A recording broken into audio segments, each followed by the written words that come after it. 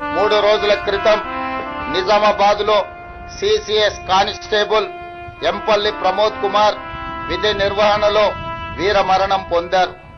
భర్త ప్రమోద్ను పోగొట్టుకున్న అతని భార్య ప్రణీతకు అతి చిన్న వయసులోనే తండ్రిని కోల్పోయిన అతని 3 కుమారులకు వారి కుటుంబానికి ప్రభుత్వం అండగా ఉంటుంది.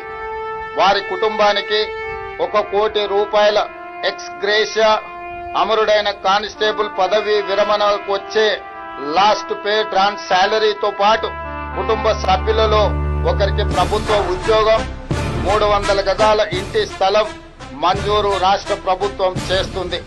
వీటితో పాటు పోలీసు భద్రత సంక్షేమం నుండి 16 లక్షల ఎక్స్ గ్రేషియా, పోలీసు వెల్ఫేర్ నుండి 8 లక్షల రూపాయల ఎక్స్ గ్రేషియాను ప్రమోద్ కుటుంబానికి చెల్లించి వారి కుటుంబానికి రాష్ట్ర ప్రభుత్వం అండగా నిలబడుతుంది.